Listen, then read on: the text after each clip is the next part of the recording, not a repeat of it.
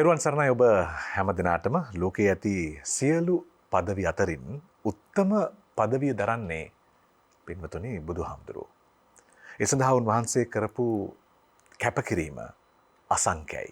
උන්වහන්සේ ඉරක් වගේ දැවෙමින් පීඩා විඳිමින් ළඟා වුණේ උත්තම වූ අරමුණකට.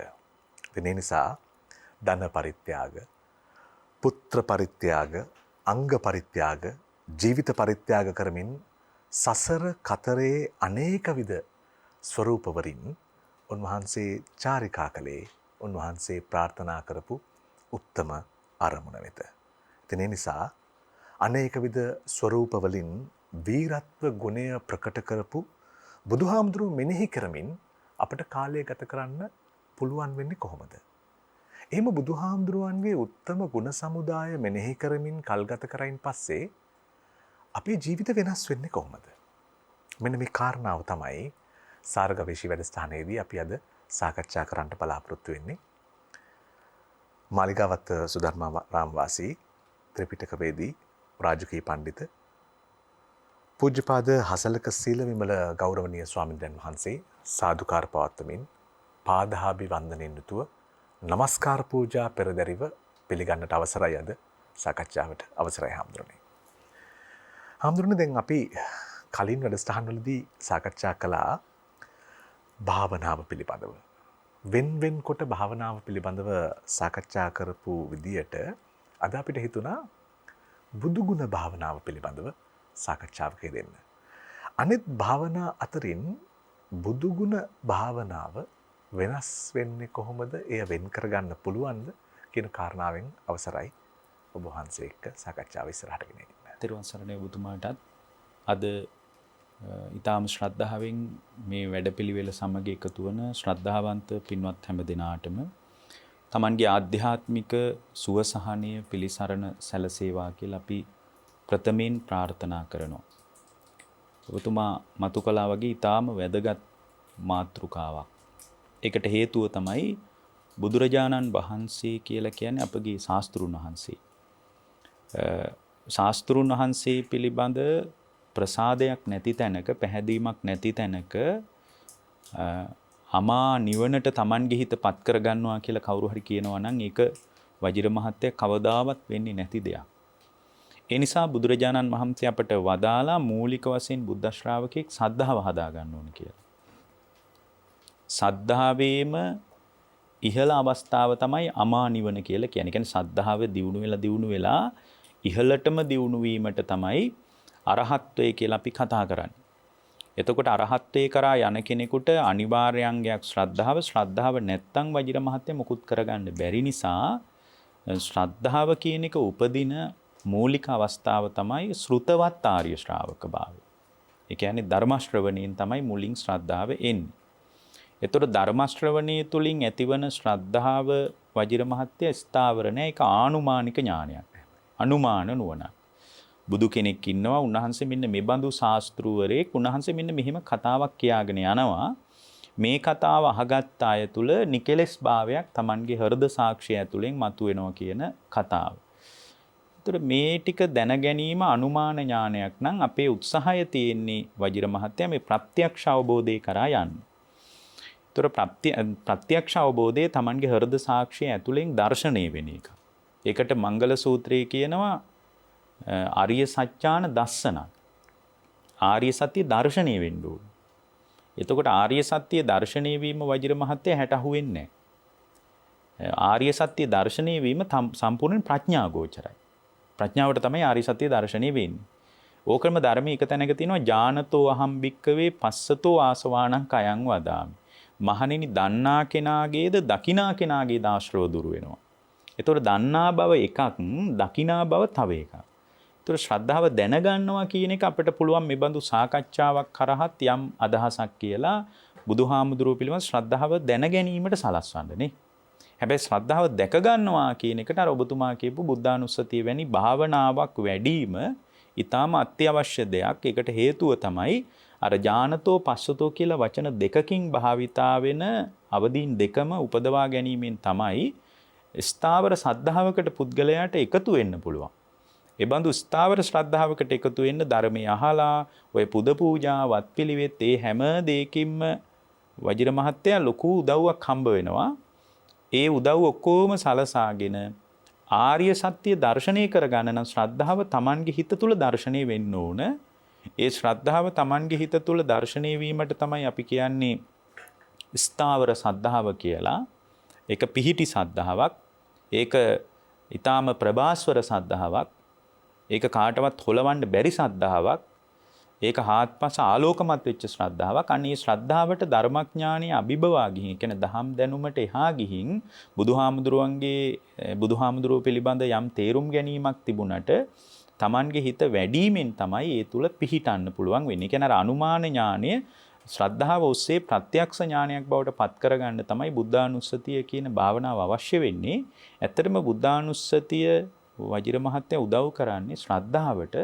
ශ්‍රද්ධාවේ ස්ථාවර ශ්‍රද්ධාව ඇති වෙනවා නම් එයා අනිවාර්යෙන් බුදුහාමුදුරුව පිළිබඳ භාග්‍යවතුන් වහන්සේ ඉලක්ක කරගෙන හිත වඩන්න ඕන. ඒ වැඩිම තුලින් තමයි අවබෝධයේ ප්‍රත්‍යක්ෂ වෙන්නේ. ඒ නිසා ඒ බඳු අවබෝධයකට ඒක ඉතා හොඳ මඟ පෙන්වීම. දැන් ආවන්නේ මේ භාවනාව පිළිබඳව පෙර නොවූවිරු උනන්දුවක් ලාංකිකයන්ගේ වගේම විදේශිකයන්ගේ තිබෙනවා. විශේෂයෙන්ම ලාංකික සමාජෙත් නැතුවම නොවේයි. හැබැයි විදේශගත බුදුදහමට ලැබි බොහෝ දෙනාගේ තියෙනවා. හැබැයි මේ භාවනාව පිළිබඳව විවිධ මතාන්තර අයගේ තියෙනවා. දැන් ශ්‍රද්ධාව සඳහා පමණක්ද බුදුගුණ භාවනාව වඩන්නට ඕන. එතකොට විදර්ශනා වඩන්න බුදුගුණ භාවනාව වැඩුවාම බැරිද? එය නිවන් අරමුණ සාක්ෂාත් කරගත් භාවනා විධික්‍රමයක්ද කියන ප්‍රශ්නය ගොඩක් අයට තියෙන නිසා හාමුදුරනේ මම හිතනවා ඒ මූලික පැහැදිලි කර ගැනීමක් කරනවා නම් වටිනවා කියලා. ඇත්තටම වජිර මහත්තයා මේ බුදුහාමුදුරුව පිළිබඳ බුදුගුණ වඩා ගැනීම තුළ ඇත්තටම බුදුගුණ වඩන ශ්‍රාවකයාට තමයි නිර්වාණගාමි ප්‍රතිපදාව හම්බ වෙන්නේ. ඒ නිසා අපේ තියෙනවා භාවනාවට දැන් ගොඩක් දෙනෙක් දන්නේ නැහැ. භාවනා කරන්න කලින් වජිර මහත්තයා තියෙනවා පූර්ව කෘත්‍ය කියලා එකක්. ඒ කියන්නේ මූලික සූදානම. ඒ සූදානමේදී පළවෙනියෙන්ම එයා බුද්ධානුස්සතිය වඩන්න ඕන. ඊට පස්සේ අසුබයත් මනසිකාරය කරන්න ඕන. ඒක පූර්ව කෘත්‍යයේ ලක්ෂණය. ඊට පස්සේ මරණ සතියත් ටික වෙලාවක් වඩන්න ඕන විනාඩි 5ක් විතර. මරණ සතියත් වඩන්න ඕන. ඊට පස්සේ මෛත්‍රියත් වඩන්න ඕන. ඔන්න ඔය හතර. ඒ නිසා ඔය හතරට අපි කියනවා මීට පෙරත් අපි කියලා තියෙනවා චතුරාර්යක භාවනා කියලා. ආරක්ෂක භාවනා කියලා. ඒකට හේතුව තමයි මේවා ප්‍රධාන භාවනා කර්මස්ථානයට යන්න කලින් හිත පුහුණු කිරීම පිණිස තමයි අපි මේ බඳු පිළිවෙලකට එකතු වෙන්නේ. ඒතකොට මේ විදිහට හිත වඩනකොට හිත වඩන ශ්‍රාවකයෙක් තුල මූලික අවධියක් විදියට භාවනාව උදව්ව හදාගන්න. ඒ කියන්නේ භාවනාවට පිවිසෙන්න පාවිච්චි කරන නිසා සමහර අය කියනවා මේකේ විදර්ශනා පරයයක් බුද්ධානුස්සතිය නෑ කියලා. දැන් මෛත්‍රී භාවනාව එහෙම ගැන කියද්දි දැන් භාවනා කරන යෝගාවචරයම සමහර විට භාවනා ගුරුවරු විදියට ඉන්න අයම කියනවා නෑ මෛත්‍රී භාවනාව වඩලා නිවන් දකින්න බෑ කියලා. මෛත්‍රී භාවනාව විතරක් වඩලා නිවන් දකින්න බෑ. හැබැයි නිවන් දැකීම පිණිස මෛත්‍රී භාවනාවෙන් ලබන ආධ්‍යාත්මික ප්‍රවේශය අපිට පරිහරණය කරන්න පුළුවන්. බුදුගුණම මානසිකාරය කළොත් කවදාවත් නම් නිවන් දකින්න වෙන්නේ නැහැ. බුදුගුණ ඔස්සේ අපට පුළුවන් බුදුරජාණන් වහන්සේගේ බුදුගුණ මානසිකාරය කිරීම තුළ මගේ ඇතුලේ මොකද්ද සිද්ධ වෙන සංසිද්ධිය? මගේ චිත්තාභ්‍යන්තරය තුළ ඇති වෙන අභ්‍යන්තර ක්‍රියාවලිය මොකක්ද මේ හිත වැඩිම තුළ කියලා ඒක දකින්න පුළුවන් වුණොත් අර විමුක්තිය, ඒ කියන්නේ විදර්ශනාවේ ඉලක්කය තමයි වජිර මහත්තයා සත්වයක් පුද්ගලයෙක් නෑ කියන පදනම තේරුම් ගන්න එකයි. ඒ කියන්නේ මේ සත්ව පුද්ගල චින්තනයේ පවතින තාක්කල්නේ අපි ඉපදෙමින් මැරෙමින් යන්නේ සංසාරයේ පැනවෙන්නේ. එතකොට සංසාරයේ නොපැනවෙන තත්වයට සත්වයක් පුද්ගලයෙක් සත්‍ය වශයෙන් නැහැ. නමුත් මෙතන නාම රූප ධර්මයන්ගේ පහළවීමක් පමණක් සිද්ධ වෙනවා. ඒ පහළවීම පදනම් කරගෙන මම අත්දකින අත්දැකීමට මම කියලා කෙනෙක් මම පනවගෙන තියෙනවා. ඒක මගේ හිතේ ඇතිවෙච්ච සංඥාවක් විනා සත්‍ය වශයෙන් පවතින දෙයක් නෙමෙයි කියන අවබෝධය හදාගත්තාමනේ එයාගේ හිතේ චන්දරාගය දුරු වෙන්නේ. ඒතකොට ওই චන්දරාගයේ දුරු වීම තමයි අමා නිවන කියලා කියන්නේ. ඒ කියන්නේ චන්දරාගයේ දුරු වෙච්ච තැනක තමයි අරහත්ත්වය කියන එක ගැන කතා කරන්නේ. දැන් අපි උත්සාහ කරන්න ඕන චන්දරාගයේ දුරු කරගන්න බුද්ධානුස්සතිය පාවිච්චි කරන්න පුළුවන්ද කියලා. ඇත්තටම චන්දරාගයේ දුරු කරගන්න බුද්ධානුස්සතිය පාවිච්චි කරන්න පුළුවන් නම් එහෙනම් බුද්ධානුස්සතිය විදර්ශනා පරයයකුත් තියෙනවා. ඒ වගේම අපි තව දෙයක් තේරුම් ගන්න අවශ්‍යයි. ඒ තේරුම් ගන්න ඕන දේ තමයි බුදුරජාණන් වහන්සේගේ බුදුගුණ වැඩිම තුල මම භාවනා කරනවා මං තුල භාවනාව වැඩෙනවා මට මෙන්න මෙච්චර වෙලාවක් භාවනාවෙන් ඉන්න පුළුවන් කියලා කතා කරන එක අපසේ භාවනාව කරන පුද්ගලයාගේ ඇතුලේ සිද්ධ වෙන සංසිද්ධිය මොකද්ද? ඇත්තටම සත්‍ය වශයෙන් මෙතනත් සිද්ධ වෙන්නේ නාම රූප ධර්මයන්ගේ පහළවීමක්. එතකොට බුද්ධානුස්සතිය වැඩනකොට බුදුහාමුදුරුවෝ ළඟ බුදුගුණ තියෙනවා කියලා අපි හිතාගෙන හිටියට ඇත්තටම බුදුහාමුදුරුවෝ ළඟ බුදුගුණ තියෙනවා. දැන් මේක ටිකක් බය වෙන කතාවක් වෙන්නත් පුළුවන්. සත්‍ය වශයෙන්ම බුදුහාමුදුරුවෝ ළඟ බුදුගුණ තියෙනවද? දැන් පිළිමයක් දිහා බලාගෙන යම් කෙනෙක් බුද්ධානුස්සතිය වඩන ක්‍රම තියෙනවනේ. දැන් පිළිමයක් දිහා බලාන කරන්න පුළුවන්, බුදුගුණ අහගෙන කරන්න පුළුවන්, බුදුගුණ මානසිකාරය කරගෙන පුළුවන්. එතකොට සත්‍ය වශයෙන් බුදුහාමුදුරුවෝ ළඟ බුදුගුණ තියෙනවද? එතකොට මේ පිළිමේ දිහා බලාගෙන අපි හිත වඩනකොට මේ සංසිද්ධියක් විදිහට සිද්ධ වෙන ක්‍රියාත්මක වීම තුළ බුදුහාමුදුරුවෝන්ගේ මේ පිළිමෙට මොකක්ද වුනේ? එතකොට මේ පිළිමෙද බුදුගුණ තියෙන්නේ. එහෙමත් නැත්නම් බුදුහාමුදුරුවෝ ළඟ බුදුගුණ තියෙනවා කියන එක අපසේ ඇත්තටම මගේ ඇතුලේ මොකක්ද වුනේ? ඇත්තටම තමා තුළ ස්කන්ධ ධර්ම ටිකක පහළවීමක් නෙවෙන්නේ. අපි පංචස්කන්ධය ගැන උදේවැය බලන විදිය ගැන මීට පෙර මතක් කරලා තියෙනවා. දැන් බුදුහාමුදුරුවන්ගේ බුදුගුණ වඩනකොට මා තුළනි මනෝවිඤ්ඤාණය පහළ වෙන්නේ. චක්කු විඤ්ඤාණය පහළ වෙන්නේ දැන් බුදුහාරෝ දිහා බලාගෙන වඩනකොට. එතකොට අරහං වනසේක සම්මා සම්බුද්ධ වනසේක ආදී වශයෙන් බලනකොට ඒවා සංඥානි. ඒ සංඥා පහළ වෙන්නේ පිළිමේ නෙමෙයි මගේ ඇතුලේනේ. අරහං කියන ගුණය පිළිබඳ සංඥාව පහළ වෙන්නේ මගේ චිත්තඅභ්‍යන්තරේ. එතකොට සංඥා ස්කන්ධේ පහළ වෙන්නේ පිළිමේ නෙමෙයි මගේ.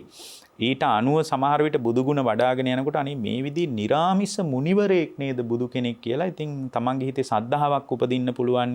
සැප වේදනාවක් භාවනාවෙන් මේ වේදනා ස්කන්ධයක් ඊට පස්සේ බුදුගුණ ඔස්සේ සද්ධාව හිතට ඇති වෙන්න පුළුවන්. ඇත්තටම සද්ධාව හිතට ගලනවා. මානසිකාරයේ ප්‍රත්‍යයෙන් හිතට ගලනවා. එතකොට සංකාරස්කන්ධයක් පහළ වීමක් මේ විදියට බලද්දි තමන් තුළ ස්කන්ධ ටිකක් පහළ වෙලා නිවි යනවා විනා සත්‍ය වශයෙන් බුදුහාමුදුරුවෝ කියලා කෙනෙක් තුළ බුදුගුණ නැහැ. මේ බුදුගුණ වැඩිම තුළ මං ඇස්සේ සිද්ධ වුණේ හුදු පංචස්කන්ධ ධර්මයක ඇතිවීමක් නැතිවීමක් කියලා දකින්න පුළුවන් වුණා. අන්න එතන විදර්ශනාව තියෙනවා. අරහං වනසේක කියලා යම් කෙනෙක් එහෙම වැඩුවොත් එහෙම වඩන කෙනා තුළ බුදුගුණ භාවනාවක් විදිහට වැඩුණාට ඒක සමත වශයෙන් දියුණු වීමක් මිසක් විදර්ශනා වශයෙන් දියුණු වීමක් නෙමෙයි. හැබැයි අපිට ඉස්සරහට කතා කරගන්න පුළුවන් බුදුගුණම ඉලක්ක කරගෙන විදර්ශනා කරන ක්‍රම අඩුම 5ක් 6ක් අපිට හොයා ගන්න පුළුවන්. අපි දැන් වඩාත් උනන්දුයි අර ඔබතුමා කිව්වා වගේ මේ කාලේ භාවනාව ගැන ගොඩාක් උනන්දුයි. ඒකට හොඳම උදාහරණය තමයි අපි පහුගිය කාලේ එක්තරා තැනක භාවනා වැඩසටහනක් කළා. එතකොට මේ වැඩසටහන ඇත්තටම තිබුණේ මේ ගලදාරි හෝටල් පරිශ්‍රවේ. එතකොට ඒ පරිශ්‍රවේ තිබුණු භාවනා වැඩසටහන දවස් 3ක් තමයි මම ඒක කළේ. එතකොට දවස් 3ක් තිබුණ ඒ වැඩසටහනට ස්වීඩන් වල ඉඳලා ටිකට් දාගෙන ඇවිල්ලා තිබුණා දවස් 3 වැඩසටහනට. සමහර අය හිටියා මෙල්බර්න් වල ඉඳලා ඕස්ට්‍රේලියාවේ මෙල්බර්න් වල ඉඳලා ටිකට් දාගෙන ඒකට ඇවිල්ලා හිටියා. මම එක කාන්තාවක් එක කතා කළාම එයා මට කිව්වා මේ ස්වාමීන් වහන්සේ මම මේකටම ආවේ.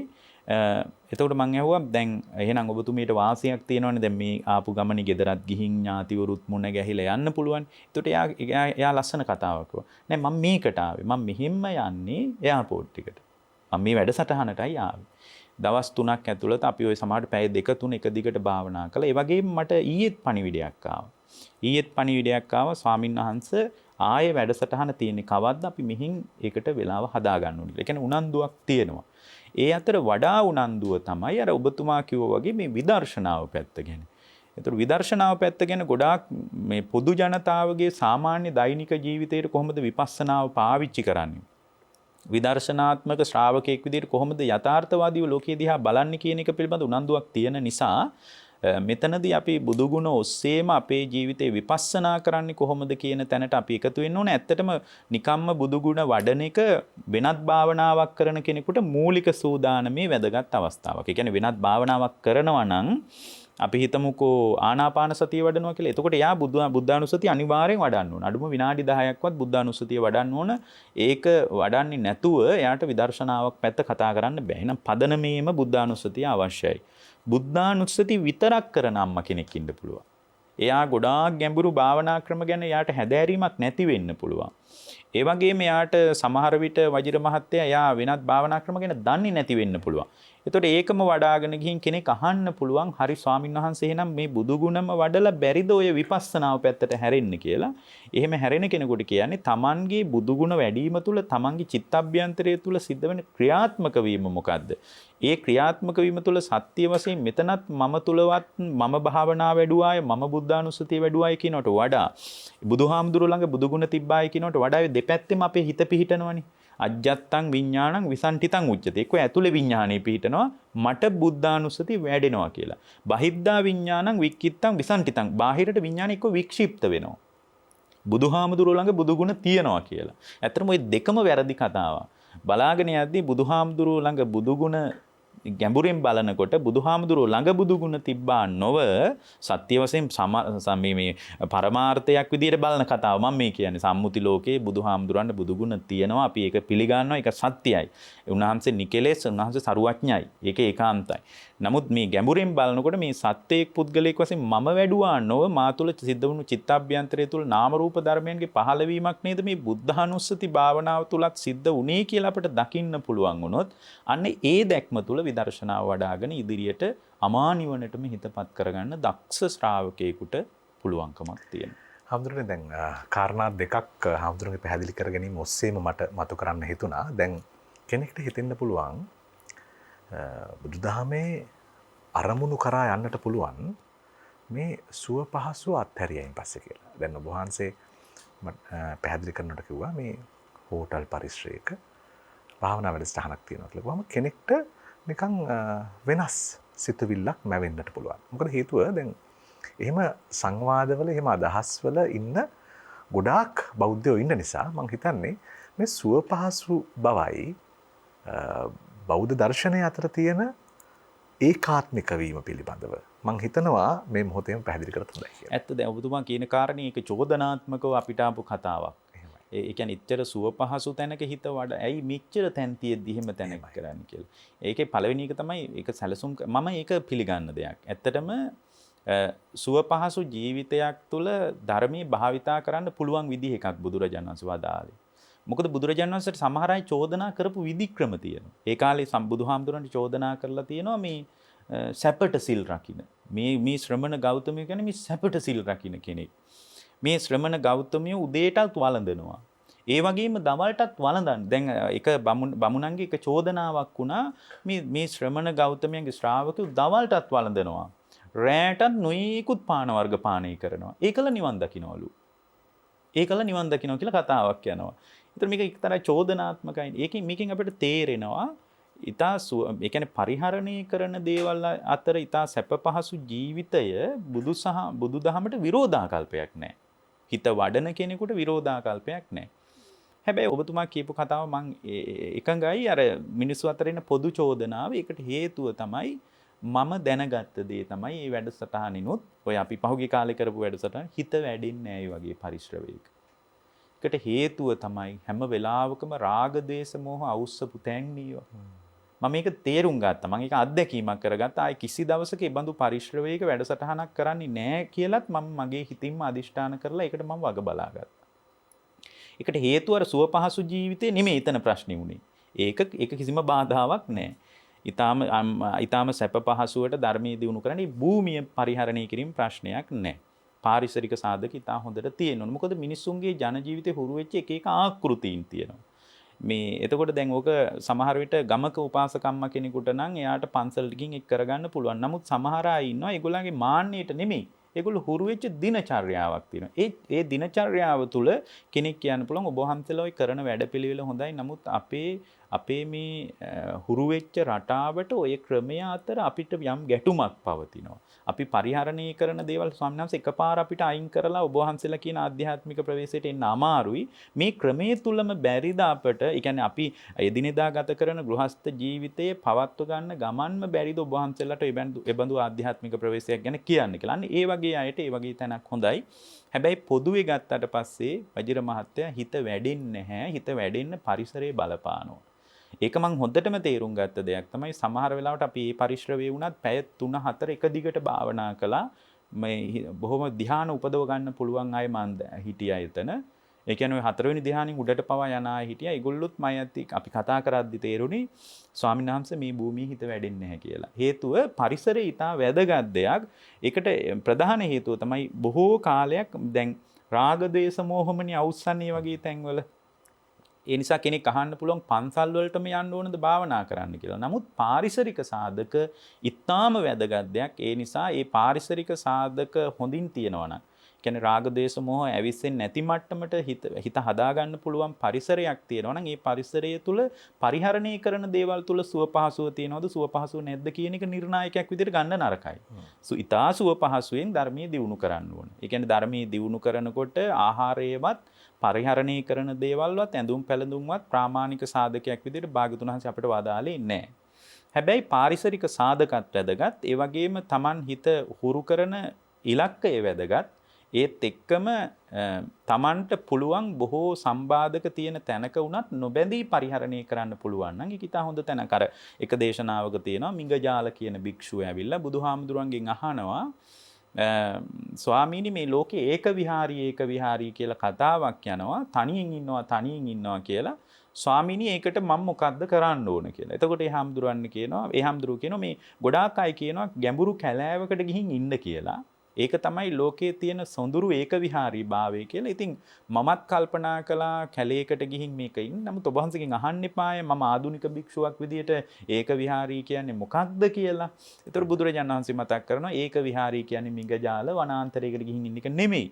වනාන්තරයකට ගිහින් ඉන්න එක ඒක විහාරී භාවය නෙමෙයි. ඒකට හේතුව තමයි වනාන්තරයක ඉන්නවා ආයතන පරිහරණය කරනවා එයා රාගී ගලන විදියට. එයාගේ හිතේ තෘෂ්ණාව තියෙනවා. එතන ගැඹුරු අනේක මිනිස් වාසයක් නැති තැනක් වුණත් මිගජාල ඒක ලෝකේ ඒක විහාරී භාවය නෙමෙයි. මේක දෙවන්නේක් ඉන්නවා. කවුද? තණ්හාව නැමැති දෙවන්නා ඉන්නවා. තණ්හාව නැමැති දෙවන්නා ඉන්නවා නම් එතන සොඳුරු හුදේකලාව නැහැ. ඒ වගේම තමයි විශාල පිරිසක් ඉන්න තැනක යම් කෙනෙක් තණ්හාව ගලන්නේ නැති විදිහට ඇහැ පරිහරණය කරනවා. ඒ ඇහෙන් අත්දකින්න ලෝකයේ තුල යා රාගය හදන්නෙත් නැහැ, ද්වේෂය හදන්නෙත් නැහැ. ඒ කියන්නේ ඇස පරිහරණය තුල රාග දේශ ගලන්නේ නැති විදියට එයා ඇස පරිහරණය කරනවා. හැබැයි ගොඩාක් අය ඉන්නවා. එතන තමයි මිගජාල ඒක විහාරී භාවය. මොකද එයාගේ ගොඩාක් පිරිස හිටියට එයා සමග දෙවන්නා නෑ. ඒ තමයි තෘෂ්ණාව නෑ කියලා. ඒකෙන් අපිට තේරෙනවා අපි ඇසුරු කරන පිරිස පරිහරණය කරන දේවල් නොව Tamanගේ තණ්හාව ගලන්නේ නැති විදියට හිත හදාගන්න පුළුවන් පරිසරයේ තියෙන එක හොඳයි. හැබැයි මේ පවතින ඊටාම කාර්යබහුල ජීවන චර්යාව තුළ බොහෝ තැන්වල රාග දේශ මොහ ගලන නිසා රාග දේශ මොහ අඩුවෙන් ගලන තැනක් ගලන්නේ නැති තැනක් නැහැ. රාග දේශ මොහ අඩුවෙන් ගලන තැනක් භාවනාවට තෝරගන්න එක වැදගත්. නැත්නම් කොයිතරම් උත්සාහ කළත් හිතන තරම් ප්‍රතිඵලයක් නොලැබෙන්න පුළුවන්. එක් හඳුනන්නේ මේ අනෙත් කාරණාව දැන් කෙනෙක්ට ජීවිතය පිළිබඳව අනේක විද කරදර විඳිමින් ඉන්නවා. එතකොට මේ දැන් ඇයට ඕන මේ බුදුදහම වෙත ප්‍රවේශ වෙලා මේ මාර්ගය අවබෝධ කරගන්න. භාවනා කරනවා කියලා පිරිස කියනවා. හැබැයි භාවනාව පිළිබඳව ප්‍රවේශ මාර්ගයක් අවශ්‍යයි. එහෙම පහසු තැනකිනුත් වඩන්න පුළුවන් භාවනාවක් නේද? බුද්ධානුස්මති භාවනාව. ඔව් ඒක ඊටාම වැදගත් දෙයක් වජිර මහත්තයා. මොකද මේකට තැන අදාළ නැහැ. නිශ්චිත ආකෘතියක් නැහැ. ඊටාම සියුම් නිමිත්තක් හොයන්න නැහැ. සියුම් නිමිත්තක් කියන්නේ දැන් ආනාපාන සතිය වඩද්දී ආස්වාස ප්‍රාස්වාස රැල්ල හරි සියුම්නේ. ඉතින් ඒක අල්ලන්න ඉතින් සෑහෙන අමාරු වෙනවා. ඊට පස්සේ සති නිමිත්ත පිහිට ගන්න කිව්වහම ගොඩාක් අය කොහෙද ස්වාමීන් වහන්සේ සති නිමිත්ත තියෙන්නේ මේ ඊට පස්සේ අපි කියනවා නාසිකාග්‍රය අග තොල් කෙළවරේ හුස්ම රැල්ල වැදිලා යනවා. ඕක හොයාගන්න සෑහෙන අමාරුයි. ඒතකොට සියුම් නිමිත්තක් හොයන්න තියෙනවා. අනිත් එක තමයි හරියට නිශ්චිත ආකෘතියක් තේරිලා බුදුදහම පැහැදිලි කරනවා. උජුං කායං පනිදාය පරිමුඛං සතින් උපට්ඨපෙත්වා කය උජුං කායං පනිදාය කය ඍජුව තියා ගන්න ඕන. පරිමුඛං සතින් උපට්ඨපෙත්වා සති නිමිත්ත පරිමුඛව තියා ගන්න ඕන. ඔය වගේ කතා ගොඩක් කියනවා. දැන් මේකට එහෙම ඉක්කුත් නැහැ. දැන් අද මේ කතාව අහගෙන ඉන්න පුළුවන් නිකන් ලෙඩ ඇඳකට වෙලා බොහෝම ජීවිතේ සැඳෑ කාලේ බොහොම අසරණ වෙච්ච අම්මා කෙනෙක් තාත්තා කෙනෙක්. ඒ වගේම නොහිතන විදියට ජීවිතේ අපහසුතාවලට පත්වෙච්ච කෙනෙක් මේක බලාගෙන ඉන්න පුළුවන්. ඒ වගේ කෙනෙකුට බුදුගුණ මනසිකාරය කරන්න ඕන විදිහකට පුළුවන්. නිශ්චිත ආකෘතියක් හැඩයක් නැහැ. ඇත්තටම බුදුරජාණන් වහන්සේගේ බුදුගුණ වඩන ශ්‍රාවකයෙකුට ඒක සජ්ජායනා කරනවට වඩා මේ මනසිකාරයයි බලවත්. දැන් අපි වජිර මහත්තයා සජ්ජායනා කරන එක කරනවනේ. ඉතිපිසෝ පාඨය සජ්ජායනා කරන නමුත් ඒක ලොකු ඒක යහපතක් නැති නෑ. නමුත් ඒකට වඩා අර මානසිකාරයේ පවත්වන එකයි හරිම ප්‍රබල. දැන් භාගතුන් වහන්සේම අපට එතනදී අනුදැනව දාලා බොහොම ලස්සන කාරණයක්. ඒ තමයි දැන් දජග්ග සූත්‍රයේම තියෙනවා දෙවියෝ අතර යුද්ධය ඇති වෙනකොට සුරාසුර යුද්ධයේ මතු වෙනකොට දෙවිවරුම කියනවලු මේ ඔයාලට බයක් වීමක් ඇති ගැනීමක් බයං වා චම්බිතත්තං වා ලෝමහංසෝ නහිස්සති බය වීමක් ඇති ගැනීමක් ලොමුඩ හැ ගැනීමක් ඇති වුණොත් එහෙම මේ මාව සිහි කරන්න නැත්තම් ඉන්ද්‍ර කියන දෙවියෝ ඉන්නවද බලන්න අත වරුණස්සවා දේවරාජස්ස වරුණ දෙවියෝ ඉන්නවද බලන්න කියනවා. ඊට පස්සේ පජාපතිස්සවා දේවරාජස්ස දජග්ගං උල්ලෝකේ යත ප්‍රජාපති දෙවියන්ගේ කොඩිය තියනවද බලන්න. යා පේන්න නැත්තම්. එතකොට ඒ වයින් කියන්නේ තමන්ට බයවීමක් නැති ගැනීමක් ඇති වුණොත් අර ඉස්සරහා ඉන්න සෙන්පතියෝ දිහා බලලා හිත සමනී කරගන්න බය වෙන්න දෙයක් නැහැ. අපේ සෙන්පතියෝ ඉස්සරහා ඉන්නවනේ කියලා හිත හදාගන්න කියලායි කියන්නේ. හැබැයි බුදුහාමුදුරුවෝ දේශනා කරන මහණෙනි තෙරුවන් සරණ ගිය සැබෑ ශ්‍රාවකයෙක් විදිහට ඔබ නම් එහෙම කරන්න එපා. ඔබ එහෙම කරන්න යන්න එපා. ඒකට හේතුව තමයි ඔබ බුදුරජාණන් වහන්සේ ගුණ වශයෙන් සිහි කරන්න. ඒ කියන්නේ මේ සජ්ජායනා කරන්න නෙමෙයි කියන්නේ. ගුණ වශයෙන් සිහි කරන්න. ඒතකොට ගුණ වශයෙන් සිහි කරන්න නම් වජිර මහත්තයා හොඳට ගුණ දැනගෙන ඉන්න ඕන. ඒ නිසා මම යෝජනාවක් විදියට කරන්නේ බුදුරජාණන් වහන්සේ අරහන් වෙන්නේ ඇයි කියලා ඉස්සලා හොයන්න ඕන හොඳට. බොහෝම නිදහසේ හොයලා බලන්න ඕන. එතකොට දැන් අරහන් කියන්නේ ඇයි ඊට පස්සේ තමයි වජිර මහත්තයා ඒ අරහන් ගුණයට සාපේක්ෂව ඒ අරහන් ගුණයට ආවේනික ගුණධර්ම තමන්ගේ ඇතුලේ පැල කරගන්න ඕන. අන්න ඒකයි කරන්න තියෙන්නේ. දැන් මේ බුද්ධානුස්සතිය තුලින් නිවනට හිතපත් කර ගැනීම පිළිබඳ ඔය ඔබතුමා කියපු විදර්ශනා පරයය පිළිබඳ මහ බරපතල කතාවක් තියෙන වෙලාවක අපි කියන්නේ මිනිස්සු උනන්දුයි මේකට. දැන් අපි කියන්නේ බුදුහාමුදුරුවෝ ඇත්තටම වෙන මොකුත් ඕනේ නැහැ. බුදු ගුණ තුලින් විතරක් නිවනට හිතපත් කරගන්න පුළුවන්. ඒ තමයි බුදු ගුණ අස්සේ එයාට පුළුවන් බුදුහාමුදුරුවෝ අරහන් වෙන්නේ ඇයි? ඊට පස්සේ අරහන් වෙනකොට අපි අරහන් කියන පදේ විතරක් අද අපිට දවසෙම තෝරන්න පුළුවන්. එච්චරට අරහන් කියන ගුණයට දෙන්න පුළුවන් පදාර්ථ තියෙනවා. දැන් අරහන් වෙන එක අදහසක් ගමුකෝ උදාහරණයක්. බුදුරජාණන් වහන්සේ අරහන් වෙන්නේ ඇසින් රූප බලලා ඒ රූප කෙරෙහි නොඇලුණුසේක, නොගැටුණුසේක, මුලා නොවුණුසේක, ආසාව දුරු කළසේක, එනිසා භාගතුන් වහන්සේ අරහන් වනසේක. ඔන්න ඔහම අරහන් ගුණේ විතරක් වඩන්න පුළුවන්. දැන් කෙනෙක් කියන්න පුළුවන් මේ නමේම කරන්න ඕවට අපිට වෙලාවක් තියනවද? එහෙමත් හිතන්න පුළුවන්. විනාඩි 10ක් අරගෙන අරහන් ගුණේ විතරක් මාසයක් විතර සිහි කරනවා. දැන් බලන්න අරහන් කියන්නේ ඇසින් රූප බලා ඒ රූපේ කියලා නොඇලුනා, නොගැටුණුසේක, මුලා නොවුණුසේක, ආසාව දුරු කළසේක. වචන 4යිනේ.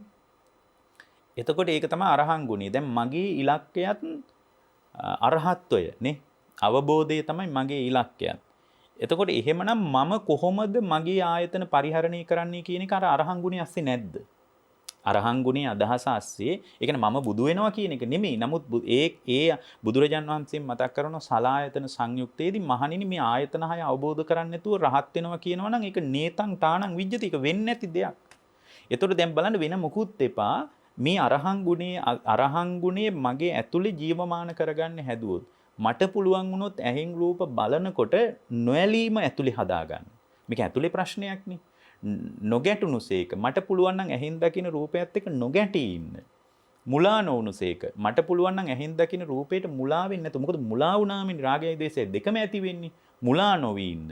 ඊට පස්සේ නොඇලුණුසේක නොගැටුණුසේක මුලා නොවුණුසේක ආසාව දුරු කළසේක. ආසාව කියන්නේ තණ්හාව.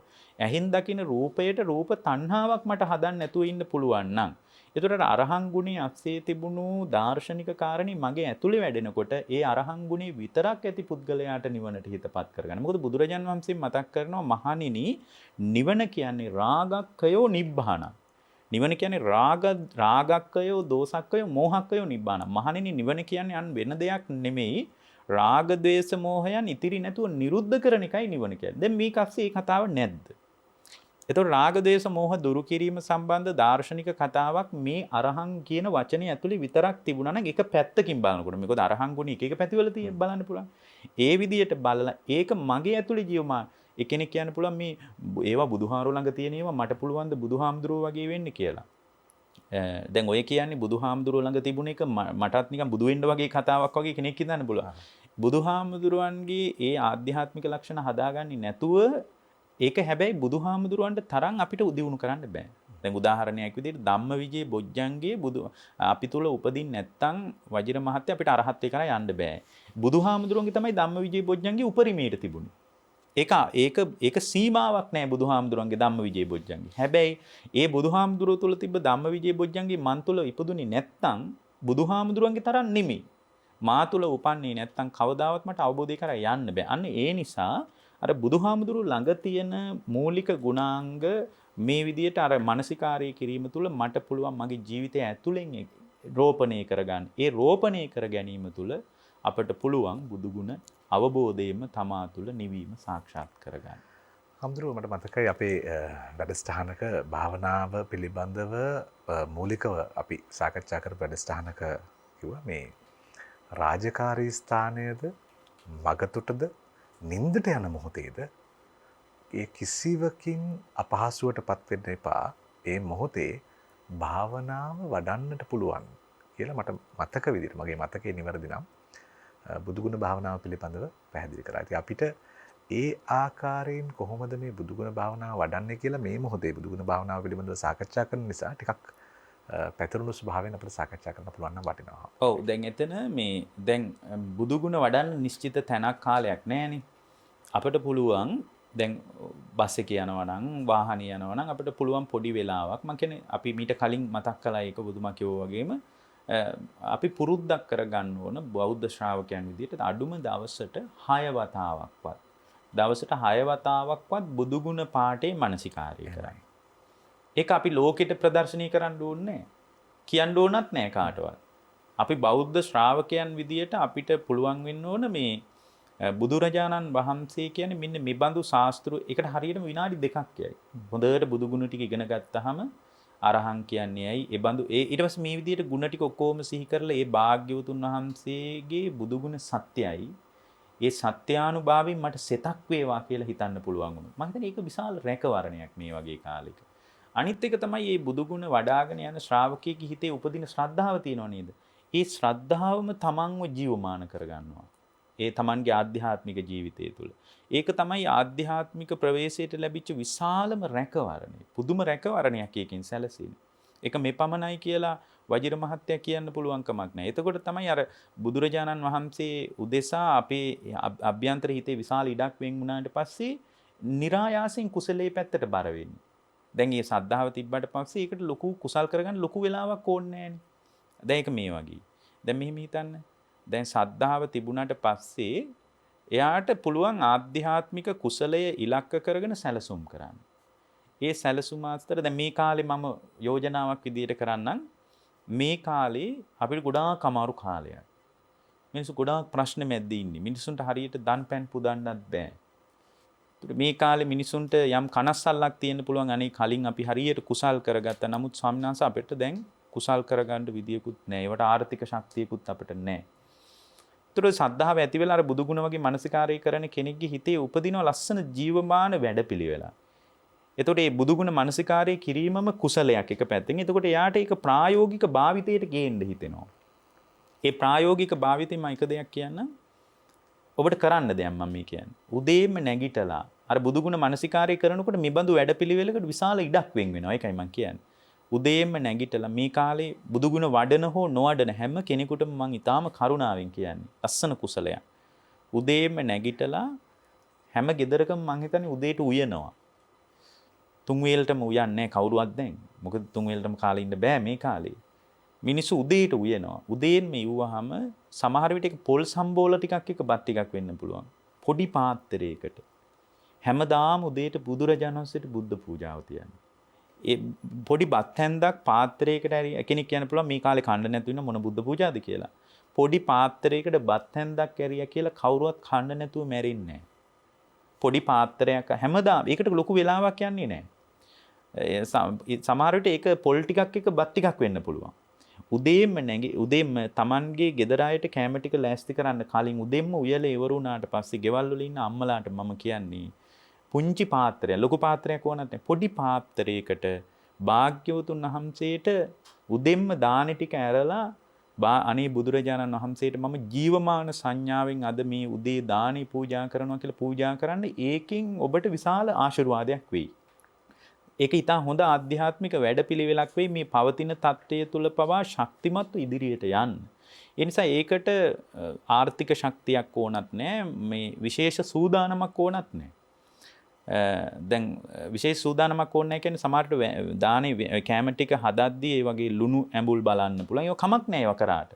ඒ මොනවා කළත් ඒ කියන්නේ පාත්‍රයක් නැත්තම් පොඩි පීරිසියක් අරගෙන දබත් හැන්දක් ඒ පීරිසියට ඇරලා ඒකට ව්‍යංජන උයපු ටික දාලා ඊටාම ශ්‍රද්ධාවෙන් හැමෝටම පුළුවන් නම් අත ගහලා හැමෝටම මේක කරන්න බැරි නම් ගෙදර ඉන්න අම්මා හරි කමක් නැහැ මේ කාලේ බුදුරජාණන් වහන්සේට බුද්ධ පූජාව තියන්න පුළුවන් නම් උදේ. ඒක විශාල කුසලයක් වෙයි. අර ඒ බඳු ආධ්‍යාත්මික ප්‍රවේශවලට එකතු වෙන්න මේ බුදු ගුණ නිතර නිතර උදේ හවස මානසිකාරය කරන එක වැදගත්. මම වැඩපිළිවෙලක් විදියට ඒ අයිට කියන්නේ අඩුම දවසට 6 වතාවක්වත් බුදුරජාණන් වහන්සේ ගුණ වශයෙන් සිහි කරන්න වැඩපිළිවෙලක් හදාගන්න. ඒක මුල් කාලේ ටිකක් අමාරුයි ඒ වෙනුවෙන් සැලසුම් කරගන්න. නමුත් ඒක ජීවිතේ පුරුද්දක් වුණාට පස්සේ හරිම ලස්සනයි. දැන් මම දන්න එක ස්වාමීන් වහන්සේ නමක් ඉන්නවා. ඒ ස්වාමීන් වහන්සේ මට ලස්සන කතාවක් කිව්වා. උන්වහන්සේ එක දවසක් දානෙකට වඩිනකොට මේ ත්‍රිවිලර් එක එනකොට ඒ හාමුදුරුවෝ මගේ අතින් කියනවා මේ මං ඇහුවා ඔබ වහන්සේ වඩින්න කොච්චර වෙලා ගියාද කියලා. එතකොට කිව්වා විනාඩි 10ක් විතර යන්න ඇති. ඊට පස්සේ මං කිව්වා මේ හරිම අමාරුයි මේ වෙලාවේ එන්න නේද වාහන වැඩි. එතකොට ඒ ස්වාමීන් වහන්සේ කියනවා මට ඒවා මොකක්වත් මට ගානක් නැහැ. මගේ පුරුද්දක් තියෙනවා කිව්වා. මම මොකද්ද කියලා. මම වාහනේට ගොඩ වුණොත් මං දන්න අඳුරන කෙනෙක් නැත්නම් මං ඒ ගමනාන්තයේ දක්වාම බුදුරජාණන් වහන්සේ ගුණ සිහි කර කර ඉන්නේ කිව්වා. ඒතකොට ඒ ස්වාමීන් වහන්සේ මට කිව්වා මම මේ ආපු විනාඩි 15 විතර ඇතුළත මම 60 වාරයක් විතර බුදුරජාණන් වහන්සේ ගුණ වශයෙන් සිහි කළා කියලා. ඒක ඒ ස්වාමීන් වහන්සේගේ චිත්තඅභ්‍යන්තරී ප්‍රවේශමට හරි උදව්වක්. මොකද බුදු ගුණ මනසිකාරය කරනකොට රාග ద్వේෂ මෝහ ගලන එක අඩු වෙනවා. මොකද රාග ద్వේෂ මෝහ ගලන එක අඩු වීම පදනම් කරගෙන වජිර මහත්තයා සමහරට මෙහිදියාට නිවන් දකින්නත් බැරි වෙයි. නමුත් කවදා හරි අවබෝධය කරා යනවා නම් ඒ අවබෝධය කරා යන දවසට මේ ඇති කරගත්ත මානසිකාරය හරිම උදව්වක්. ඒ නිසා ගිහි ශ්‍රාවකයෙකුටුනත් ඒක කරන්න බෑ කියලා එකක් නැහැ. රැකී ආරක්ෂා කරන තැනකුණත් ඒක කරන්න පුළුවන්. ඒ වගේ එකට තමා තුළ උත්සාහයක් වීරියක් විතරයි ඕනේ. ඒකට ලොකු කාලයක් යන්නෙත් නැහැ. වෙන 아무තු සූදානමකුත් නැහැ. වාඩි විය යුතු නිශ්චිත ඉරියව්වකුත් නැහැ. තමන් ඉන්න විදියට මම ඔබට ඒ කියන්නේ ඔබ ඒක කරලා බලන්න. ඔබට පුදුමාකාර රැකවරණයක්. අමුතුවෙන් පන්සල් වලට ගිහින්, දේවාල වලට ගිහින් අමුතුවෙන් ආරක්ෂාව පිරිත් නූලකින්වත් ප්‍රාර්ථනා කරගන්න දෙයක් නැහැ. මොකද පිරිත් නූලක් බඳින එකේ ආශිර්වාදයට වඩා දවසකට 6 වතාවක් විතර බුදු ගුණ සජ්ජායනා කරන එක ආශිර්වාද සහිතයි. හේතුව තමයි මේ එළියෙන් පිරිත් නූලක් බැඳලා Tamanගේ චිත්තඅභ්‍යන්තරයට ප්‍රවේශමක් හදන්න බෑ. හැබැයි බුදුරජාණන් වහන්සේ ගුණ වශයෙන් සිහි කරන එකට අපේ හිත වෙන් වෙලා තියෙනවා නම් ඒ බඳු ආරක්ෂාවක් පිරිත් නූල් 1000ක් බැඳලා වඩා ඒක ලොකු ආශිර්වාදයක් සහ රැකවරණයක්. මොකද මේ බුදුරජාණන් වහන්සේගේ ගුණ කියන්නේ මේ විශ්ව ධාතුව තුල ගිලා බැස පවතින පරමාර්ථ සත්‍යයක්. ඒ නිසා ඒ සත්‍ය ඔබේ හිතේ ඉපදිලා තියෙනවා නම් ඒකට මැරෙන්න දෙන්න එපා කියලයි මම කියන්නේ.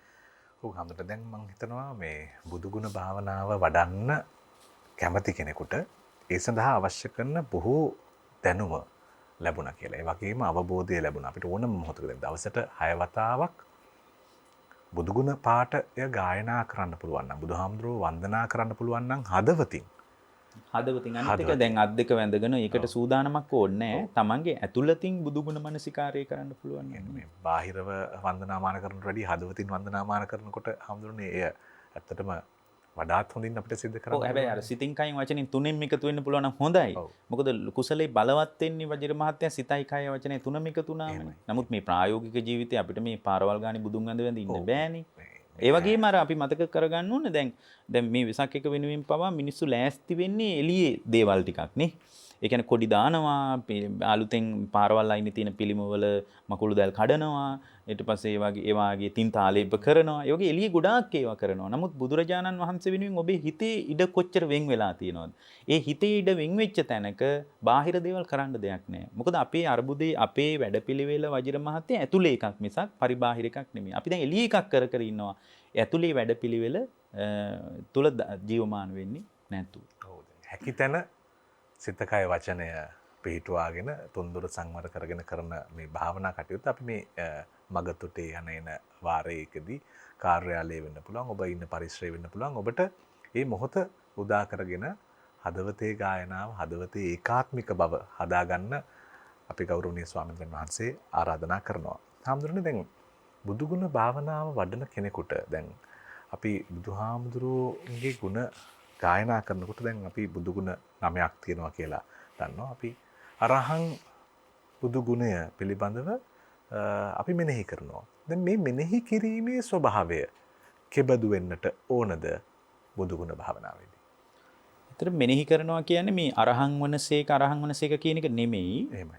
ඇත්තටම හැම වෙලාවකම ප්‍රශ්නාර්ථයක් හදාගන්න එක මේ ඇයි අරහං වෙන්නේ? එතකොට අරහං කියන ගුණය ඇස්සේ පවතින ආවේනික ලක්ෂණي මොකක්ද?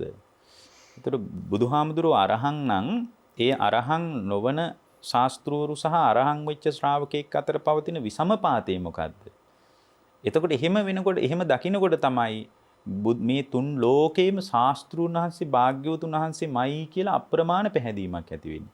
අනිත් එක තමයි වජිර මහත්තයා දැන් මේ බුදුගුණ මානසිකාරය කරද්දී ගොඩාක් දෙනෙක් පුරුදු වෙලා ඉන්නවා අරහං වනසේක අරහං ගුණයට নমස්කාර වේවා, සම්මා සම්බුද්ධ වනසේක සම්මා සම්බුද්ධ ගුණයට নমස්කාර වේවා. එතකොට විජ්ජාචරණ වනසේක විජ්ජාචරණ ගුණයට নমස්කාර වේවා එහෙම කියනවා. එතකොට එහෙම කියන එක බුදුගුණ වැඩිමක් නෙමෙයි, හිත වඩන්නේ. හිත වඩන්න ඕනනේ. එතකොට හිත වඩන එක සහ නිකන් වචනාර්ථ කල්පනා කරන එක වෙන එකක්. හිත වඩනකොට එයාගේ හිත තුළ ඒ බුදුගුණ වැඩෙන්න ඕන. බුදුගුණ Tamanගේ හිත තුළ විසිරී පවතින්න ඕන. ඒ බුදුගුණ Tamanගේ හිත තුළ විසිරී පවතිනකොට බුදුරජාණන් වහන්සේගේ වටේ කාරණා ගොඩක් අපේ මනසට එන්න ඕන. ඒ වගේම තමයි ඒ ගුණයට ආවේනික ලක්ෂණය අර අපි මුලින්ම කිව්වා වගේ Tamanගේ ඇතුලෙන් මතුවෙන්නත් ඕන. දැන් විජ්ජාචරණ කියන ගුණය ඇත්තටම මේ සමහර ගුණ බුදුහාමුදුරු නව ප්‍රතිසංස්කරණයක් විදියට මතු කරපුවා. ඒවා බුදුහාමුදුරුවම මතුවෙච්ච බුද්ධ දේශනාවෙම මතුවෙච්ච ඒවා නෙමෙයි. සමකාලීන ಭಾರತೀಯ ඉගැන්වීම් වලට දුන්න එක්තරා නව අර්ථකථනයක් ඒක. උදාහරණයක් විදියට දැන් විජ්ජාචරණ කියන එක පිළිබඳ බුදුදහමේ නෙමෙයි මූලික භාවිතේ තියෙන්නේ. සමකාලීන ಭಾರತೀಯ ගුරුකුලවල තිබිලා තියෙන විජ්ජාචරණ කියලා. දැන් ඒක හොඳටම තේරෙනවා අග්ගික භාරද්වාජගේ ගෙදරට බුදුහාමුදුරුවෝ මේ ගෙපිලි වලින් වැඩම කරලා පිණ්ඩපාතේ වඩිනවා. අග්ගික භාරද්වාජගේ ගෙදරට. එතකොට අග්ගික භාරද්වාජගේ ගෙදරට බුදුහාමුදුරුවෝ වැඩම කළාම අග්ගික භාරද්වාජය ගිනි දෙවියෝ පුදන්න ගිතෙල් මිශ්‍ර කිරිබතක් ලෑස්ති කරගෙන ඉන්නවා. එතකොට ගිතෙල් මිශ්‍ර කිරිබතක් ලෑස්ති කරලා අග්ගික භාරද්වාජගේ ගෙදර එයා ලෑස්ති වෙලා දැන් ගිනි දෙවියෝ පුදන්න ලෑස්තිනු බුදුහාමුදුරුවෝ එයාගේ ගේ ඉස්සරහට ඇවිල්ලා. එතකොට ගේ ඉස්සරහා භාග්‍යවතුන් වහන්සේ වැඩ ඉන්නවා. මේ පැත්තෙන් එයා ගිනි දෙවියෝ පුදන්න ගේ මැද මේගොල්ලෝ බොහොම ධනවත් බොහොම ධනපති පන්ති මිනිස්සු. එතකොට එයා කෙලින්ම භාග්‍යවතුන් වහන්සේ දැක්කා. දැකලා එයා ගෙදරින් එළියට ආවා. එළියට ඇවිල්ලා කිව්වා මගේ ගෙදර කිරිබතක් නම් ලෑස්ති තමයි. ඒක ගිතෙල් මිශ්‍ර ඊටාම ප්‍රණීත භෝජනයක්. හැබැයි මේ භෝජනය ඔබ වහන්සේට දෙන්න හොඳයි කියලා මං හිතන්නේ නැහැ. මට ඕනත් නෑ ඔබ වහන්සේට දෙන්න. මේ බඳු භෝජනයක් ඔබ වහන්සේට දෙන එක හොඳ නෑ. හැබැයි මේ බඳු භෝජනයක් සුදුසු වෙන ඕන බලන්න අග්ගික භාරද්වාජ සූත්‍රෙ මේක තියෙන්නේ. මේ බඳු භෝජනයක් සුදුසු වෙන්නේ විජ්ජාචරණ වෙච්ච කෙනෙකුටයි. විජ්ජාචරණ වෙච්ච කෙනෙකුටයි. එතකොට බුදුරජාණන් වහන්සේ විමසුවා හොඳයි ඔයා කියන විජ්ජාචරණ මොකක්ද කියලා. එතකොට එයා කියනවා විජ්ජා කියලා කියන්නේ ත්‍රිවේදය හොඳට ඉගෙනගෙන ඉන්න එක. චරණය කියලා කියන්නේ හොඳ වංශවත් කුලයක ඉපදෙන එක. ඔන්න එයාගේ අදහස. අපේ ඒ කියන්නේ බ්‍රාහ්මණ සම්ප්‍රදායේ විජ්ජා කියලා කියන්නේ ඊටාම හොඳට ත්‍රිවේද ප්‍රාප්ත වෙන එක. චරණය කියලා කියන්නේ හොඳ බැමිණියගේ කුසෙන් උපදින එක. ඒ කියන්නේ Tamanගේ කුලය හොඳට තියෙන එක. ඒතර බුදුරජාණන් වහන්සේ වදාලා නෑ ඕක විජ්ජාචරණ නෙමෙයි. ලෝකේ විජ්ජාචරණ කියන්නේ ඔබේ ওই කතාවට නෙමෙයි. ඒතර චරණය කියන්නේ තමගේ හැසිරීමට. විද්‍යාව කියලා කියන්නේ තමාගේ දෘෂ්ටිය තුල ඇතිවෙන පාරිශුද්ධියට. Tamanගේ දැක්ම තුල ඇතිවෙන පිරිසුදුභාවයට. එතකොට ලෝකේ මේ දුක කවුරුවත් හදපු එකක් නෙමෙයි. මේක දුක් සහිත බව තමා තුල ඇතිවෙන නුවණටයි විද්‍යාව කියලා කියන්නේ. මේ දුක තණ්හාවෙන් සකස් වෙනවා කියලා Taman තුල ඇතිවෙන නුවණටයි විද්‍යාව කියලා කියන්නේ. එතකොට මේ දුක තණ්හාව නැති තැනක දුක නිරුද්ධ වෙනවා කියන නුවණටයි විද්‍යාව. මේකට ප්‍රතිපදාවක් තියනවා කියන නුවණටයි විද්‍යාව කියන්නේ කියලා අෂ්ට විද්‍යාව සහ 15 චරණ කියලා. විද්‍යාත්මක කාරණා 8ක් සහ චර්යාත්මකව හැසිරෙන්න ඕන කාරණා 15ක් බුදුහාමුදුරුවෝ පැහැදිලි කරනවා දෙපැත්තෙන්. එතකොට දැන් මේ ඉදිරිපත් කිරීම සමකාලීන ಭಾರತೀಯ ඉගැන්වීමට කරපු ඉහළ ප්‍රතිසංස්කරණයක් නේ.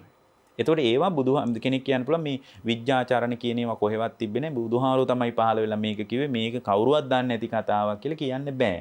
අපේට වෙනම කතාවක් තියෙන අලුත් කියවීමක්. නමුත් මේ කියවීම සම්බන්ධ ಭಾರತೀಯ ඉගැන්වීම වල මේ අදහස් තිබුණා. ඒවාට අලුත් ප්‍රතිසංස්කරණයක් විදිහට භාගතුන් වහන්සේ තා ලස්සනට ඒවාට නැවුම් අර්ථකථන ඉදිරිපත් කළා. ඒ අර්ථකථන මත ජීවමාන වුණොත් එයා අනිවාර්යෙන් නිකලෙස් වෙනවා. ඒකයි විශේෂත්වය. දැන් බුදුහාමුදුරුවන්ගේ තියෙන මේ අරහං ආදී ගුණ මෙනෙහි කරලා නිකම්ම අපි කියවනේ දැන් දවසට 5 වතාවක් කරන්න කියලා. මෙනෙහි කරලා එයා නිකම්ම පැත්තකට වෙලා එයාගේ හිත තුළ ආයෙත් සුපුරුදු පරිදි වදක චිත්තේම නම් තියෙන්නේ. ඒ වගේම දැන් අරහං කියන එක හොඳට මානසිකාරය කරලා එයා සුපුරුදු විදියටම ඇහැ පරිහරණය කරන්නේ ඕලාරික මට්ටමින් රාගී ගලන විදිහට නම්. එයාට තවත් කෙනෙක් දැක්කට පස්සේ ඇතුළ ඇවිස්සෙනවා නම්, පටිඝ සම්පයුක්තව අභ්‍යන්තර චිත්තසංතානය තුල කැළඹීමක් ඇති වෙනවා නම්, එතකොට අර බුද්ධානුස්සතිය වඩපු එකේ අර්ථය එයා කොතනද ඉන්නේ? එතකොට ඒ නිසා මම මේ කියන්නේ බුදුගුණ වඩන ශ්‍රාවකයා ඒ බුදුගුණ Taman තුල ජීවමාන කරගන්න නැත්නම් ඒ බුදුගුණ වැඩිම අර්ථ සහිත නැහැ. අර්ථ රහිතයි. ඒ බුදුගුණ වඩන කෙනාට පුළුවන් ඒ බුදුහාමුදුරුව පැහැදිලි කරපු බුදුගුණ මත Tamanගේ ජීවිතය හදාගන්න. ඒ බුදුගුණ මත හදාගන්න ඕන මම බුදු වෙන අදහසින් නෙමෙයි. මොකද බුදුහාමුදුරුව පැහැදිලි කරපු මේ බුදුගුණ මතම තමයි දායාද වීම තුළ මට අරහත්ත්වේ කරා යන්න පුළුවන් වෙන්නේ. ඒක බුදුහාමුදුරුවන්ට තරම් දියුණු කරගන්න මට බෑ. දැන් කෙනෙක් කියන්න පුළුවන් දැන් විද්‍යාචරණ ගුණේම ගත්තොත් විද්‍යාචරණ සම්පන්න වෙන්නේ ඇයි කියලා ඔබතුමා කියවනේ දැන් අර අපි නිකන් පොදුවේ මේ කතා කරන්නේ. මොකද දැන් විද්‍යාචරණ සම්පන්න වනසේක කියන එක අපේ බුදුගුණ වැඩිම නෙමෙයි. නමුත් විද්‍යාව වෙන්නේ මොකද්ද? චරණ වෙන්නේ මොකද්ද කියලා හොයනවා.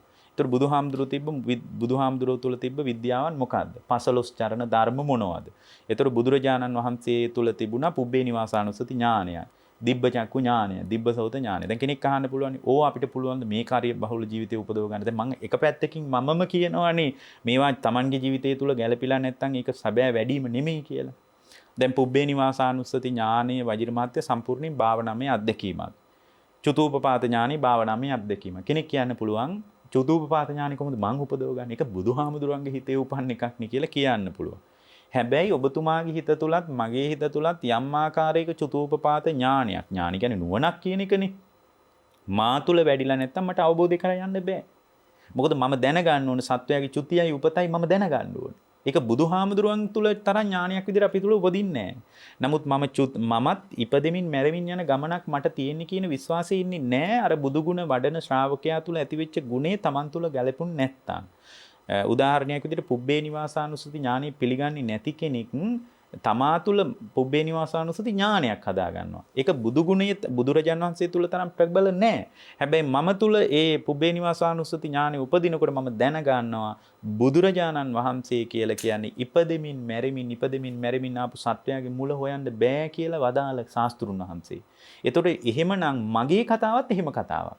මමත් ඉපදෙමින් මැරෙමින් ආපු ගමන පොඩි එකක් නෙමෙයි කියලා මට පුළුවන් සංසාරය ගැන සංසාරික හැඩය ගැන මට අදහසක් ගන්න පුළුවන්. මමත් සංසාරික බව තේරුම් ගන්න පුළුවන්. අන්න ඒ විදියට මම යෝජනා කරන්නේ බුදුරජාණන් වහන්සේ අරහන් වෙනසේක කියලා හිතන්න එපා. අරහන් වෙන්නේ ඇයි කියලා හිතන්න. අරහන් වෙන්නේ කොහොමද කියලා හිතන්න. ඇයි බුදුරජාණන් වහන්සේ තුල අරහන් ආදී ගුණ පවතින්නේ කියලා හිතන්න. උන්වහන්සේ කොහොමද නිකලෙසුනේ කියලා හිතන්න. ඒ බඳු නිකලෙස් වීමකට ඒ බඳු අරහං භාවයක් මා තුල ගොඩනගා ගන්න කොහොමද කියලා හිතලා මගේ හැසිරීම තුල මට මේ බුදුගුණ ජීවමාන කරගන්න පුළුවන් වුණොත් ඒක තමයි භාග්‍යවතුන් වහන්සේට කරන්න පුළුවන් අද්විතීය සංග්‍රහය. දැන් කෙනෙක් හිතන්න පුළුවන් පොයට පන්සලට එන එක තමයි බුදුහාමුදුරන්ට කරන සංග්‍රහය කියලා. ඊට පස්සේ බුදුහාමුදුරුවෝ කියපු පණිවිඩයේ මේ උතුරු සළුවක් අරගෙන පන්සලට ඇවිල්ලා සිල් සම නෑ. බුදුහාමුදුරන්ට කරන්න පුළුවන් ලොකුම සංග්‍රහය තමයි බුදුගුණ වඩන ශ්‍රාවකයෙකුට නම් මම කියන්නේ ඒවා Tamanගේ ජීවිතය ඇතුලේ රෝපණය කරගත්තොත් ඒ රෝපණය කරගත්ත ශ්‍රාවකයා තුල තමයි හිත නිවීමකට සදාතනික ශූන්‍යතාවයකට පත් කරගන්න පුළුවන් වෙන්නේ. හාමුදුරනේ දැන් අපි ගත කරන්නේ ඇවිලෙන ජීවිත සහිත කාල. අපි හැම මොහොතකම දැවෙනවා. දැවෙමින් කාලය ගත කරනවා. හැබැයි අපි ලුහු බැඳ ගමන් කරන යමක් සාක්ෂාත් කරගත්තයින් පස්සේ අපි తాවකාලිකව අර ඇලීම ප්‍රහර්ෂයක් සතුටක් බවට පත් කරගන්නවා. නමුත් මේ මොහොත අතුරුදන් වූ සැනින් ආයෙත් දැවෙන්නට පටන් ගන්නවා. මෙන්න මේ දැවෙන ගමන් මඟ හරියට අවබෝධ කරගත්තේ නැත්නම් අපිට සිද්ධ වෙන්නේ හැමදාමත් දැවෙමින් පැසෙමින් ගත කරන ජීවිත ගෙවන්න. ඒ නිසා මේ දැවෙන මොහොතෙන් මිදිලා නිවුණු මොහොතකට එන්න බුදුගුණ භාවනාව මෙනෙහි කරන කෙනෙක්ට මොනවද ජීවිතය ඇති කරගන්න පුළුවන් වෙනස්කම්? වජිර මහත්තයා බුදුරජාණන් වහන්සේගේ බුද්ධානුස්සති භාවනාව ඉතා විශේෂයි. ඒකට හේතුව අපි නොහිතුවාට දැන් අපේ ප්‍රතිපදාව ආර්ය අෂ්ටාංගික මාර්ගයනේ. වැඩපිළිවෙල ආර්ය අෂ්ටාංගික. බලන්න දැන් මේ බුද්ධානුස්සතිය වැඩිම තුල ආර්ය අෂ්ටාංගික මාර්ගයම වැඩෙනවා. ඒ කියන්නේ සමහර භාවනා කරනකොට ආර්ය අෂ්ටාංගික මාර්ගයට උදව්ව ලැබෙනවා. සමහර දේවල් සමහර සජ්ජායනා කිරීම, මානසිකාරය කිරීම තුල උදව්ව ලැබෙනවා. හැබැයි කවදාවත් ආර්ය අෂ්ටාංගික මාර්ගෙම වැඩෙන්නේ නැහැ. අන්න එකයි මේ බුද්ධානුස්සති භාවනාව හරි ප්‍රබල. දැන් බලන්න සම්මා දිට්ඨිය නැති ශ්‍රාවකයෙකුට වජිර මහත්තයා බුදුගුණ මානසිකාරය කරන්න බෑ. දැන් සම්මා දිට්ඨියේ තියෙනවා ප්‍රධාන එකක් තමයි බුදුහාමුදුරුවන්ව විශ්වාස කරනවා. ධර්මයේ විශ්වාස කරනවා. සංඝයා විශ්වාස කරනවා. ඒ කියන්නේ බුදුහාමුදුරුවෝ විශ්වාස කරන්නේ නැත්නම් ධර්මයේ විශ්වාස කරන්නේ නැත්නම් සංඝයා විශ්වාස කරන්නේ නැත්නම් එයාගේ දැක්මේ බරපතල අවුලක් තියෙනවා. ඒ නිසා සම්මා දිට්ඨිය නැති ශ්‍රාවකයෙකුට බුදුගුණ වඩන්න බෑ. බුදුගුණ වැඩිම තුල සංකල්ප කාම සංකල්ප නැහැ. දැන් බුදුගුණ වඩන කෙනෙක්ගේ හිතේ කාම සංකල්ප උපදින්නේ නැහනේ. ව්‍යාපාද සංකල්ප නැහැ. විහිංසා සංකල්ප නැහැ. ඕකනේ සම්මා සංකප්ප කියලා කියන්නේ. ඊට පස්සේ සම්මා වාචා. ඒතර බුදුගුණ කියමින් සජ්ජායනා කරනවා ඒක බොරුවක් නෙමෙයි. හිස් වචනයක් නෙමෙයි. පරුස වචනයක් නෙමෙයි. සම්පප්පලාපයක් නෙමෙයි. ඒ කියන්නේ සම්මා වාචාව තියෙනවා. ඊට පස්සේ යාගේ ආජීවයේ මේ මොහොතේ හරිම පිරිසුදු. වැදගත්ම දේ තමයි යාට උවමනාව තියෙනවා මේ බුදුහාමුදුරුවන් පිළිබඳව හඳුනා ගන්න. බුදුරජාණන් වහන්සේ පිළිබඳව හිත වඩන්න. බුදුහාමුදුරුවන්ගේ ගුණ වශයෙන් එයා තුළ බරපතල මානසිකාරයක් හදාගන්න යාට උවමනාව තියෙනවා. ඒ කියන්නේ සම්මා වායාමයක් තියෙනවා. ඒ කියන්නේ තමන් තුළ කුසලයේ උපද්දවන උනන්දුව තියෙනවා. ඊට පස්සේ කුසල් සිතක එකඟතාවයේ පවතින සම්මා සමාධිය තියෙනවා. බොහෝම සිහිනුවණින් බුදුහාමුදුරුවෝ දෙස බලාගෙන ඊටාම වෙන හිත විසිරෙන්න නොදී රූප ශබ්ද ගන්ධ රස පොට්ටබ්බ ධම්මා ආදියට හිත විසිරෙන්න නොදී භාවනාමය අරමුණ ඔස්සේම හිත පවත්වන ගතියක් එයාට තියෙනවා. මේ විදියට ගත්තාම වජිර මහත්තයා ආර්ය අෂ්ටාංගික මාර්ගයේම වැඩෙනවා බුදුගුණ වඩන කෙනෙකුට. පිළිවෙතක් විදියට අපි ඔබට යෝජනා කරන්නේ හැමදාමත් ඒකායනෝ මග්ගෝ ඒකායන මාර්ගය ආර්ය අෂ්ටාංගික මාර්ගය කියලා. ආර්ය අෂ්ටාංගික මාර්ගය තුල ශක්තිමත් වෙච්ච ශ්‍රාවකයෙක් විදිහට හිත වඩන ශ්‍රාවකයෙකුට බුද්ධානුස්සතිය විශාල උදව්වක් පවතිනවා. ඒ වගේම ඔබතුමා කියපු කාරණේ. ඒක ඊටාම වැදගත් කාරණයක්. ලෝකේ ඇවිලෙනවා. ලෝකේ ගිනි ගන්නවා. ලෝකේ ගිනි ඇවිලෙන ගින්නට පිදුරු දාන්න ගොඩාක් අය ලෑස්ති වෙලා ඉන්නවා. ලෝකේ නිවන්න කවුරුවත් ලෑස්ති පාවක් පේන්නේ නැහැ. අවුලවන්න ගොඩාක් අය ඉන්නවා. නමුත් නිවන්න ලෝකේ කවුරුත් ලෑස්ති නැහැ. ඇතුළ නිවා ගන්න කැමති කෙනෙකුට කොහොමද බුද්ධානුස්සතිය වැනි භාවනාවක් පුහුණු කරන්න කියන එක පිළිබඳ සාකච්ඡාවකට එකතු වෙන්න ඕන හොඳ සුදුසු කාලයක අපි ඉන්නේ. හේතුව මේ කාලෙත් මේ මොහොතෙත් ඔබට කියන්න ලොකු කතා ගොඩාක් ඇති. ඔබේ චෝදනාව එක එක පැත්තට විසිරෙනවා ඇති. නමුත් අපට බුදුරජාණන් වහන්සේ වදාළේ ඇතුලේ ප්‍රශ්නයක් විසඳා ගන්නයි. දැන් අපි අර ඉස්සල්ලා කිව්වා වගේ ඇතුලේ ප්‍රශ්නේ වෙනුවෙන් දැන් අපි එළියේ ගොඩක් ඒවා කරනවානේ. ඒ කියන්නේ මේ විදියට මෙහෙම රූප ස්ථානගත වෙන්න ඕන. ශබ්ද මේ විදියට ස්ථානගත වෙන්න ඕන කියලා මේ එළියේ ගොඩාක් දේවල් පිළිබඳව අපට කතා බහක් අදහසක් තියෙනවා. ඒතකොට දැන් ඇතුළ වෙනස් කරගන්න ඔබට මොකක්ද තියෙන වැඩපිළිවෙල? චිත්ත අභ්‍යන්තරය වෙනස් කරගන්න ඔබ සූදානම්ද? ඇත්තටම ඇතුළ වෙනස් කරගත්තාම එළියේ වෙනස් කරන්න දේවල් ඉතුරු වෙන්නේ. ඒ නිසා මේ ඇතුළ වෙනස් කර ගැනීම පිළිබඳව සාකච්ඡාවක් මතු කරපු බුදුරජාණන් වහන්සේ පිළිබඳව ಗುಣ වශයෙන් සිහි කරලා කොහොමද මම ඇතුළ වෙනස් කරගන්නේ? එළිය වෙනස් කරන්නේ නැතුව. ඒ කියන්නේ දැන් අපි උත්සාහ කරන්න පුළුවන් බුදු ගුණ වලලා මගේ හිතේ බුදුරජාණන් වහන්සේ මෙන්න මෙහෙම අදහසක් තියෙන කියලා ලස්සනට පිළිම හදන්න පුළුවන් එළිය ගිහින්. එතකොට ඇත්තටම එළිය පිළිම හදන එකද බුදුරජාණන් වහන්සේ වදාළ. එළිය පිළිම හදන එක නරක නෑ. ඒක හිතා හොඳ දෙයක්. මොකද පිළිමේ කියන්නේ බලය පෙන්වන්න පුළුවන් හොඳම අවස්ථාවක්. හැම කාලෙකම එහෙමයි. දැන් මේ කාලේ වුණත් එහෙමයි. දැන් කියන්නේ පිළිම වැඩියෙන් තියෙනකොට මේ පැත්තේ අදහස තමයි මේ පැත්තේ අපේ බෞද්ධයෝ ඉන්නවා ගොඩක් කියන එකනේ හන්දිවල එහෙම. දැන් ඔය ජායල පැත්තට යනකොට මීගමුව පැත්තට යනකොට හැමතැනම දේවමෑණියන්ගේ ප්‍රතිමා තියෙනවා. ඒගොල්ලන් එකෙන් කියන්නේ මේ පැත්තේ අපේ අය ඉන්නවා කියන එකනේ. ඒ කියන්නේ පිළිමේ හැමදාමත් බලයේ සමග බැඳිලා පවතිනවනේ මේ පොදු ජනතාව අතර පවා. දැන් ඇතුලේ එකක් නම් අපිට කරන්න තියෙන්නේ අපි කරන්නේත් එළිය එකක් නම් එළිය එකක් කරන තාක්කල් ඇවිලෙනවා. මොකද වජිර මහත්තයා එළිය එක මට ඕන විදිහට තියාගන්න බෑ. ඒ කියන්නේ මේ බාහිර වෙනස්කම මට ඕන විදිහට මගේ වසඟේ පවත්වන්න බෑ. මොකද මගේ වසඟේ පවත්වන්න බැරි එළියේ ක්‍රියාවලිය මට ඕන විදිහට පවත්ව ගන්න බැරි මට්ටමේ ක්‍රියාත්මක වීමක් කියලා මම දන්නෙත් නෑ. අනේ නොදන්නා කමට තමයි අපි අවිජ්ජා කියලා කියන්නේ. අවිද්‍යාව කියලා කියන්නේ. නමුත් මං කොච්චර මෝඩද කියනවනම් මං හිතාගෙන ඉන්නවා එළියේ රූප, ශබ්ද, ගන්ධ, රස, පොට්ටබ්බ ධම්ම මේවා බාහිර දේවල් මේවා වෙනස් කිරීම මත ලොකු යහපතක් වෙයි කියලා මම ඒවා වෙනස් කර ඉන්නවා. නමුත් බුදුරජාණන් වහන්සේ වදාළේ හිත වෙනස් කරගන්න කියලා. දැන් කුණාටුවකට අහුවෙච්ච කුරුල්ලෙක් වජිර මහත්තයා මේ කුණාටුව සංසුන් කරන්න යන්නේ නෑනේ. කුණාටුවකට අහුවෙච්ච කුරුල්ලෙක්.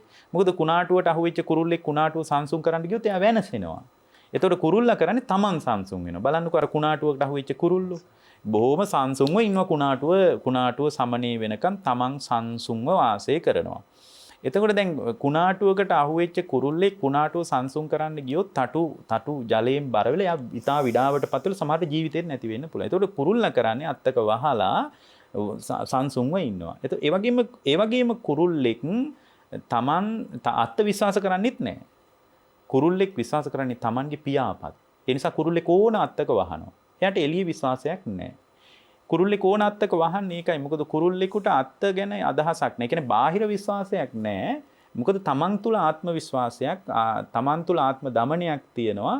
ඒ ආත්ම එහෙනම් මේ ඇතුලේ කතාවක්. ඇත්තට මේක ඇස්සේ බුදුදහම සම්බන්ධිතා ගැඹුරු දාර්ශනික කතාවක් තියෙනවා.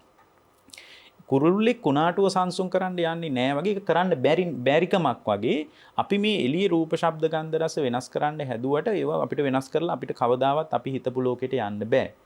ඒතර අපි හිතනවා මේ නෑ හරි ඔබ වහන්සේලා කියන එකත් ඇත්ත අපි බලමු අපිට හොඳ කාලයක් එයිනේ කවදා හරි කියලා ඉන්නවා. හොඳ කාලේ ඉන්නේ මරණයත් එක්ක. හොඳ කාලේ ඉන්නේ නෑ. බන ඕගොල්ලන්ගේ වැඩිහිටියොන්ගෙන් අහලා බලන්න එයාලට හොඳ කාලයක් ආවද කියලා. ඒගොල්ලන්ට හොඳ කාලයක් ආවේ නෑ. ඒගොල්ලෝ තවමත් හොඳ කාලයක් හොයනවා. කාටවත් හොඳ කාලේ ඉන්නේ නැහැ. මේ වෙලාව හොඳ කරගන්නයි අපිට තියෙන්නේ. මේ වෙලාව හොඳ කරගන්න විදිය තමයි Tamanගේ චිත්තාභ්‍යන්තරයේ අරුබුදේ විසඳ ගන්න එක එළිය දේවල් වෙනස් කරන්නේ නැතුව. ඒතකොට ඇතුළ නිවෙන්න පුළුවන් විදියට වෙනස් කරගන්න බුදුගුණ පාවිච්චි කිරීම පිළිබඳ ගැඹුරු කතාවකට යන්නත් වෙනවා. ඒකට හේතුව තමයි වජිර මහත්තයා මේ දැන් බුදුගුණ වඩන ක්‍රියාවලිය තුල බුදුරජාණන් වහන්සේ දැන් අපි එකම ගුණයක් ගමුකෝ අරහං කියන එකම ගමුකෝ. ඒතකොට අරහං කියලා කියන එකට අපි දුන්න අර්ථකථනයක් තියෙනවා මේ අද සාරගවේෂී සාකච්ඡාවේ. මොකද්ද? නොඇලුණුසේක, නොගැටුණුසේක, මුලා නොවුණුසේක, ආසාව දුරු කළසේක. හරි. නොඇලෙන්න නම් ඇලෙන්න එපා කියලා කිව්වා කියලා නොඇලී ඉන්නේ නැහැ. දැන් මම ඔබතුමාට කියනවා ඔබතුමා ඇලෙන්න එපා කියලා. ඒ වුණාට ඔබතුමා හරි ස්වාමීන් වහන්සේ කියලා මෙතනත් මාත් එක්ක එකඟ වෙයි. නමුත් ආයේ මේ මැදිරියෙන් එළියට ගියාට පස්සේ ඇස ඉදිරියට රූපාවාම පෘථග්ජන ස්වභාවය තමයි ඇලෙන එක. ඒතකොට අර ස්වාමීන් වහන්සේ එහෙම කිව්වා කියලා කතාවක් නෑ. ඒක මේ સંદર્ભයට හොඳයි. අපි දෙන්න අතර ඇතිවෙන මේ සාකච්ඡාවේදී ඔබතුමා නොඇලී ඉඳී. නමුත් සුපුරුදු විදියට ලෝකෙට යනකොට ආය ඇලෙන ගතියක් එනවා. එතකොට නොගැටුණුසේක අරහං කියන්නේ බුදුහාමුදුරුවෝ ඇහෙන් විතරක් නෙමෙයි ආයතන හයෙන්ම නොගැටුණු නිසා. එතකොට නොගැටීමේ ගැටෙන්න එපා කියන தત્ත්වය විතරක් කියලා අපි පැත්තකට වෙන්න කැමති නෑ. හේතුව තමයි ඇලෙන්න එපා ගැටෙන්න එපා කියලා අපි පැත්තකට වෙන්නේ. එහෙමනම් අපි ඊට පස්සේ හොයන්න ඕන බුදුරජාණන් වහන්සේ ඇලෙන්න එපා කිව්වේ ඇයි? ගැටෙන්න එපා කිව්වේ ඇයි? එතකොට මේ ඇලීම සහ ගැටීම කියන්නේ රාගය ද්වේෂය කියන එකනේ. ඒතකොට ඇලීම සහ ගැටීම ඇති වෙන්නේ කොතනද? අන්න එතනයි විකල්ප කරන්න ඕනේ. බුදුගුණ වඩාගෙන ගිය ශ්‍රාවකෙක් පටිච්ච සමුප්පාදයට එක්ක එකතු වෙන්න ඕනේ. එතකොට ඇලීම සහ ගැටීම ඇති වෙන්නේ ඇයි? පුද්ගලයා ඇලෙන්නේ ඇයි? ගැටෙන්නේ ඇයි? රාගයේ ද්වේෂය ඇති වෙන්නේ ඇයි? මෝහය නිසා. අන්න මුලාව. අර මුලා නොවුනුසේක කිව්වේ. එහෙනම් මෝහය තියෙන තාක්කල් අපි ලෝකයේත් එක්ක ඇලෙනවා, එක්ක ගැටෙනවා. ඇලීම් සහ ගැටීම් උපදින්නේ මෝහය පදනම් කරගෙන. එහෙනම් ඇලීම් ගැටීම් ඇති වෙන්නේ මෝහය නම් ප්‍රශ්නේ. මෝහය නැති කරගන්න බුදුහාමුදුරුවෝ මොකද්ද කිව්වේ? නොඇලුණුසේක, නොගැටුණුසේක, මුලා නොවුනුසේක ආසාව දුරු අන්න ආසාව දුරු කරන්න කිව්වා. හරි. ආසාව දුරු කරගන්න කිව්වට පුළුවන්ද කරන්න?